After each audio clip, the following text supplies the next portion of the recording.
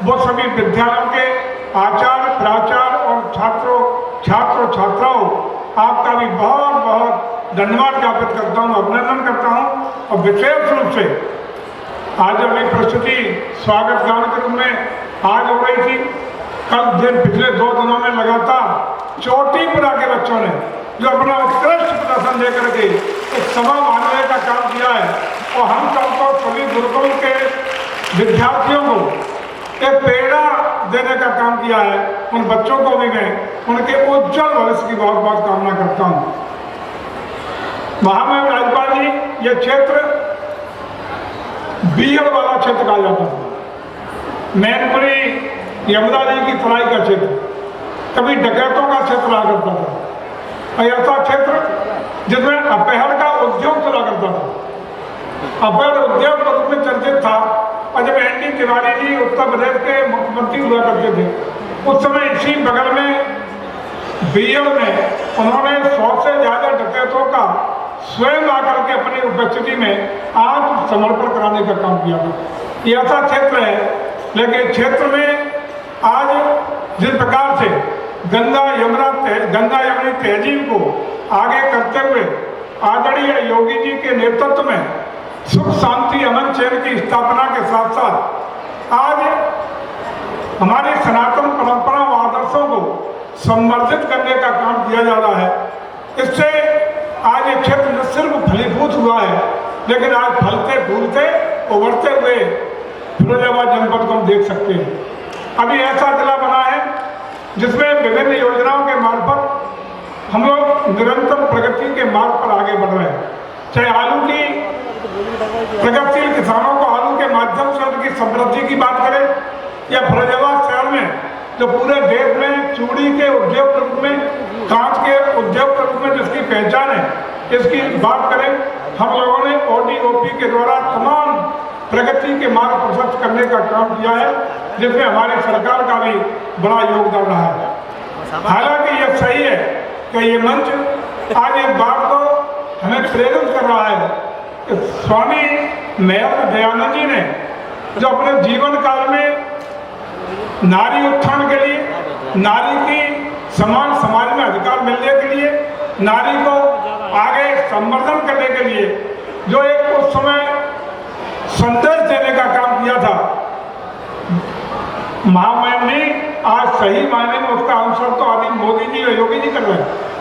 सबका साथ, सबका विकास की भावना, उस समय दलित उत्थान की बात करें, जो संदेश हमारे महर्षि दयानंद जी दिया था, तो एक तरफ यह नारी उत्थान की बात करते हैं, तो उसको हम देख सकते हैं कि नारी कल्याण के लिए, नारी उत्थान के लिए, नारियों को सशक्त बनाने के लिए, नारी सशक्तिकरण की विभिन्न परियोजनाएं और योजना देकर के हमारी भारत की सरकार और प्रदेश की सरकार लागू करके उन योजनाओं को क्रियान्वित करके महर्षि दयानंद जी के सपनों को पूरा करने का ही तो काम कर रही है। यही नारी सशक्तिकरण है। क्या मंच में देखिए, हमारी कमिश्नर आगरा IAS महिला के रूप में यहाँ विद्यमान है, मंच पर जिला पंचायत की अध्यक्ष महिला के रूप में विद्यमान है, मेयर के रूप में, फिरोजाबाद की मेयर के रूप में हमारी नारी सशक्तिकरण का प्रतिनिधि कामनी राठौर जी यहाँ मौजूद है। आज बात करें तो नारी सशक्तिकरण के बारे में हमारी दोनों सरकारें निश्चित रूप से दृढ़ संकल्पित हैं, और हम लोगों ने अभी तक तो पंचायतों में 33% आरक्षण था, लेकिन आदरणीय मोदी जी ने निर्णय लिया है कि आने वाले समय में हम 33% आरक्षण विधानसभा लोकसभा में भी लागू करके महिलाओं को नए ऊंचाइयों पर पहुंचाने का काम करेंगे। यही तो वास्तविक हमारे महर्षि दयानंद जी के सपनों का पूरा करने का काम कर रहे हैं। दूसरी ओर महर्षि दयानंद जी ने जो एक संदेश देने का काम किया था, जिसके लिए संघर्ष करने का काम किया था कि नारी पढ़े लिखे आगे बढ़े, उसी के साथ दूसरा उन्होंने काम किया था कि जो हमारे समाज में छुआछूत का भेदभाव, ऊंच नीच का भेदभाव उस समय के काल में बहुत जबरदस्त तरीके से विद्यमान था, उसी को दूर करने के एक ठोस प्रयास महर्षि जी के द्वारा किए गए थे। उनका भी असली क्रियान्वयन हमारी दोनों सरकारें करने का काम कर रही हैं। आज हम कह सकते हैं कि दबे कुचले शोषित पीड़ित वंचित सभी को लाभ देने की बात हो, सबका साथ सबका विकास देने की बात हो, एक मनो नेक मनो की भावना को साकार करने के साथ साथ जो संकल्प था उसके साथ हम कह सकते हैं कि एक रहेंगे तो सेब रहेंगे, बटेंगे तो कटेंगे। ये भी महर्षि दयानंद जी के ही वाक्यों का पर्याय के रूप में आज हमारी सरकार इसको कर रही है। क्योंकि आज जरूरत है कि सनातन संस्कृति के मानने वाले लोग, सनातन संस्कृति के पोषक आज जब तक हम बटे रहेंगे क्षेत्रवाद में, भाषावाद में, जातियों में, ये अलग अलग तरीके से, तब तक हमारा देश, हमारा राष्ट्र सशक्त और ताकतवर नहीं हो सकता। जब हम लोग सभी समाज के लोग एकजुटता के साथ देश सर्वोपरि, प्रथम राष्ट्र, नेशन फर्स्ट की भावना को आगे नहीं रखेंगे, अपने व्यक्तिगत हितों से अलग हटके भी जब तक नेशन फर्स्ट की भावना को हम लोग अपने जीवन में धारण नहीं करेंगे, तब तक हमारा भारत एक ताकतवर भारत, एक मजबूत भारत का सपना हमारे नेताओं का पूरा नहीं कर पाएगा। आज जरूरत है, हमारे नेताओं ने एक नारा दिया है, आदरणीय मोदी ने नारा दिया है कि हम चाहते हैं कि आज़ादी का शताब्दी वर्ष जब हम 2047 में पूरा कर रहे हों, उस समय तक हमारा भारत विश्व का अग्रणी भारत बने, विकासशील भारत से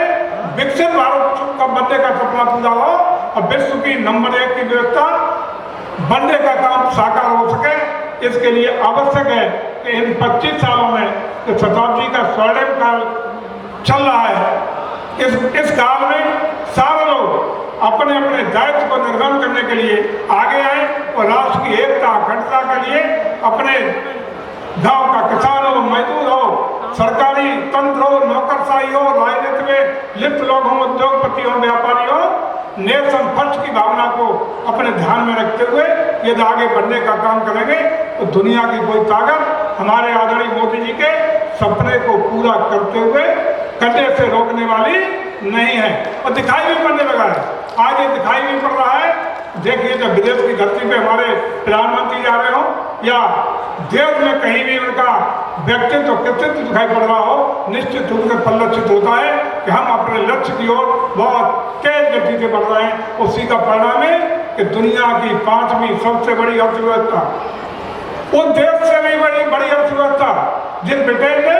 जिन अंग्रेजों ने लंबे समय तक हमारे देश पर शासन करने का काम किया था, पराधीन हमें रखने का काम किया था, उससे भी बड़ी अर्थव्यवस्था भारत बनने में कामयाब हुआ है। ये हमारे गौरव की बात है। जिन लोगों ने हम पर राज किया, उससे बड़ी अर्थव्यवस्था आज हम हैं। तो ये इंगित करता है कि हम अपने सड़े हुए कदमों से विश्व का लीडरशिप डेवलप करने के लिए, विश्व का नेतृत्व करने के लिए, विश्व गुरु भारत बनाने के लिए अपने सड़े हुए कदमों से आगे बढ़ने का काम कर रहे हैं। आज इस महर्षि दयानंद जी के जो सपने थे,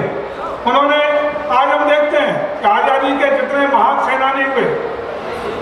महामहिम जी अभी जो काकोरी कांड के शहीदों का स्मरण हो रहा था, काकोरी का कार्यक्रम चल रहा था, वहाँ नौजवानों की जिन्होंने काकोरी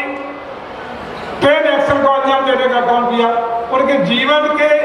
उनके लिए हुए संस्मरणों को पढ़ाया जा रहा था। उसमें कई सरदार भगत सिंह हो, अन्य जितने लोग उसमें संलिप्त थे, जो फांसी के फंदे पर हंसते हंसते चुन गए, उन्होंने अपने जीवन की संस्मरणों में लिखा है कि उनकी जीवन की असली प्रेरणा महर्षि दयानंद जी के विचारों से मिली है। ऐसे महर्षि दयानंद जी के विचार जिन्होंने आज़ादी की लड़ाई में एक अलग जगाने का काम किया, ऐसे महर्षि दयानंद जी जिन्होंने समाज को नया संदेश देने का काम किया। आज हम लोगों का प्रयास होना चाहिए कि उनके जीवन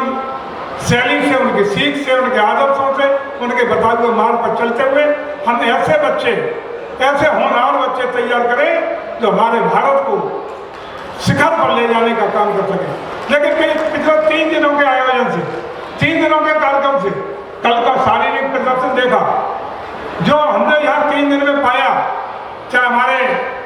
अन्य स्कूलों के बच्चे, शास्त्री के बच्चे हों, छोटी बुरा के बच्चे हों, इन लोगों ने जो उत्कृष्ट प्रदर्शन दिए हैं। विभिन्न जो बच्चे 17, 20, 22 स्कूलों को बच्चों ने एक साथ कल महामहिम जी 2500 बच्चों का एक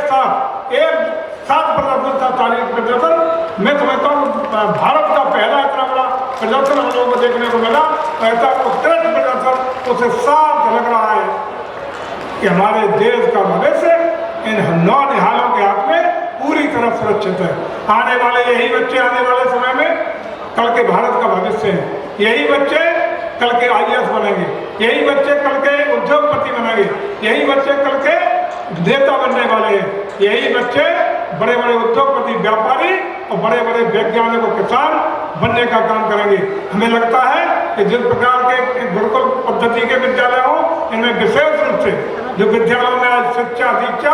और शारीरिक बौद्धिक क्षमता पैदा करने का काम किया जा रहा है, हमारे भारत का भविष्य इन बच्चों के मजबूत कंधों पर मजबूती के साथ टिका है। और हमारा भारत हमारे नेताओं की, हम सब की महत्वाकांक्षाओं को पूरा करते हुए विश्व का गुरु बनेगा, विश्व को लीड करेगा, विश्व को संदेश देगा और पुराना अखंड भारत का स्वरूप एक बार पुनः साकार होने का काम कर सकेगा, ऐसा मेरा विश्वास है। अभी आदरणीय सुबोधा जी कह रहे थे, आचार्य जी कह रहे थे कि जब तक महिलाओं का सम्मान नहीं होगा तब तक देश का सम्मान, समाज का सम्मान और हमका भला, हम सबका सामाजिक भला नहीं हो सकता है। बिल्कुल ठीक कह रहे थे। भारत की संस्कृति ने, भारत की परंपराओं ने, भारत के आदर्शों ने और भारत की जीवन शैली ने सदैव महिलाओं को सर्वोच्च सम्मान देने का काम किया है। आज भी अगर हमें धन की जरूरत होती है, किसकी पूजा करते हो? माँ लक्ष्मी की हम पूजा करते हैं। अगर बुद्धि और विवेक की भी जरूरत होती है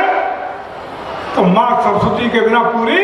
नहीं हो सकती है। अगर युद्ध में भी कौशल की जरूरत है, क्षमता की जरूरत है, वीरता की जरूरत है और माँ लक्ष्मी भाई जैसा कौशल की जरूरत है तो माँ दुर्गा के वो भी बिल्ला संभव नहीं है। हमारे इतिहास इस बात का गवाह है कि महिलाओं का सशक्तिकरण के बिना, महिलाओं के सम्मान के बिना कभी हम लोग अपने समाज को शिखर तक पहुंचाने का काम नहीं कर सकते हैं। आज हमें खुशी है कि हमारी भारत की सरकार, हमारे प्रदेश की सरकार आदरणीय मोदी जी और योगी जी के नेतृत्व में महिला सशक्तिकरण के लिए भी पूरी जोर के साथ, पूरी ताकत के साथ, पूरे मनोयोग के साथ हर तरीके से महिला सशक्तिकरण के लिए बहुत तेज गति से काम करने की ओर बढ़ रही है। हम पुनः एक बार महामहिम जी आपका हार्दिक अभिनंदन इसलिए धरती पर करते हैं, कैसी धरती को आपने पवित्र कर दिया, जिनकी पहचान, जिनका स्वरूप, आपका चेहरा वास्तविक धर्मनिरपेक्षता का चेहरा, जो वेदों के ज्ञाता है, जिन्होंने वेदों का ज्ञाता और भारत की संस्कृति में अगाध श्रद्धा विश्वास है और जिन्होंने अपने केंद्रीय मंत्री के रूप में कोई बेमिसाल उदाहरण प्रस्तुत करने का काम किया, जिनकी मिसाल आज भी राजनीतिक क्षेत्रों में चर्चा का विषय रहती है। ऐसे महान व्यक्तित्व का इस शीर्षागत की पावन धरती पर, आज गुरुकुल महाविद्यालय की पावन धरती पर एक बार मैं पुनः आपका अभिनंदन बंदन स्वागत करता हूँ। सम्मानित मंच का भी जो विद्वान आए हैं,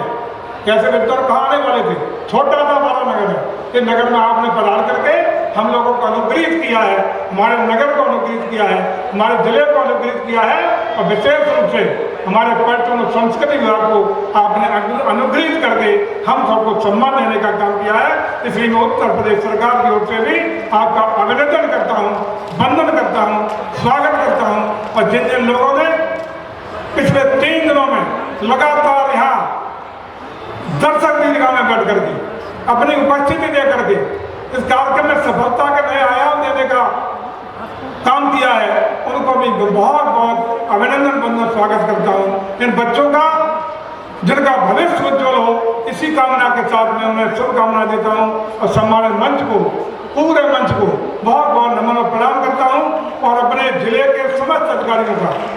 आज तो तुम कमिश्नर साहब हैं, तो इनकी पूरी टीम को, DM साहब की पूरी टीम को, जिन्होंने लगातार अपने जिला प्रशासन के सहयोग से इस कार्यक्रम में अभूतपूर्व सफलता अर्जित कराने का काम किया है, व्यवस्थित तरीके से संपन्न कराने का काम किया है, उनको भी मैं बहुत बहुत कृतज्ञता व्यक्त करता हूँ। और जिन विद्यालयों ने बहुत दूर दूर से आगे पूरे प्रदेश के कोने कोने से आकर के अपने संसाधनों से आकर के इस कार्यक्रम में सहभागिता और योगदान करने का काम किया है, उनको भी बहुत बहुत स्वागत, सम्मान और धन्यवाद ज्ञापित करते हुए और इस आशा विश्वास के साथ कि आइए फिर मिलेंगे किसी कोने पर, किसी समय, किसी जगह, किसी पर्यटन और संस्कृति विभाग के किसी कार्यक्रम में फिर कभी मुलाकात होगी। हम एक विश्वास भी जाते हैं कि आदरणीय योगी जी के नेतृत्व में पर्यटन और संस्कृति विभाग संस्कृति के पुनरुद्धार के लिए, सनातन परंपराओं को आगे बढ़ाने के लिए और हम सबको नए अपने पुरानी विरासत के सम्मान को बढ़ाने के लिए सदैव उत्तर प्रदेश में पूरी ताकत से आपके कंधे से कंधा मिला करके काम कर रहा है और आगे भी करता रहेगा। मैं पुनः एक बार आप सबका हृदय से अभिनंदन करता हूँ, वंदन करता हूँ, स्वागत करता हूँ। बहुत बहुत धन्यवाद, आभार। जय जय श्री राम, जय जय श्री राम। भारत माता की जय हो, भारत माता की जय हो, भारत माता की जय हो। वंदे मातरम, वंदे मातरम, वंदे मातरम। मेयर दयानंद जी अमर रहें,